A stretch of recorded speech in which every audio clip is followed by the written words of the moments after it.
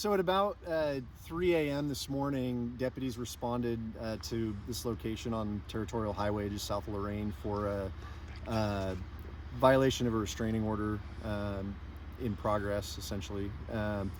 So deputies attempted contact with the suspects, and that tried to negotiate with that person to come out. That went on for quite a while. So since it wasn't going anywhere, deputies authored a warrant for the person's arrest, applied for a warrant for the person's arrest, which was signed by a judge. So then at that point, we brought in more resources, continued to negotiate with the person. However, they made it very clear that they did not want to cooperate and come out. So eventually they did come out and were arrested without much other incident beyond that. There was one other person who was contacted and cited on a warrant as well, who was released at the scene. You know, the goal, when we're contacting someone, especially if it's someone that we have probable cause to arrest, the goal is to do that as peaceably as possible. And so that involves, we're always going to start at the lowest level. And ideally, that's a conversation and not much else. And if someone is going to go to jail, then, that's going to happen. But, we certainly don't want to escalate things. However, when, someone's refusing to cooperate and, we have probable cause to arrest and they're, refusing to leave an area, then, at some point we have to look at how do we move this along. While we want to negotiate and solve things at the lowest, most peaceable level, we also can't necessarily tie up all the county resources for a day or two to resolve a situation, especially that affects neighbors and everyone else in the area. Oftentimes when they have that level of law enforcement response in their neighborhood. The neighbors were telling me, and I heard it when I was walking back to the car, that there was a blowhorn, there was flashbangs, there was kind of things like that. And I heard it going back to the car with the blowhorn and the flashbangs. Can you talk about what was used to try to de-escalate it with the flashbangs and the blowhorn? Yeah, so I don't want to go into specifics because that gets into tactics, but certainly if someone decides that they are going to stop talking to us, or they, maybe we had them on the phone and then they decided they didn't want to have that conversation. We want to keep that conversation going.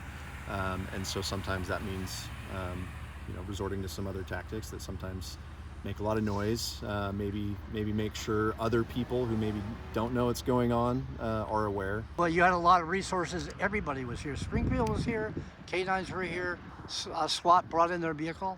Yeah, talk about the resources. Yeah, and state police. So, our agencies all work closely together. So when we have something like this, as it unfolds, we'll reach out to outside agencies and for assistance. So Springfield Police responded with a police K-9, as we didn't. Again, I don't know the exact details, but either we didn't have one on duty or it was on another call. So. The K-9s are a resource in the county that the different agencies that have them, that have police K-9s, we all assist each other on different calls when they're needed.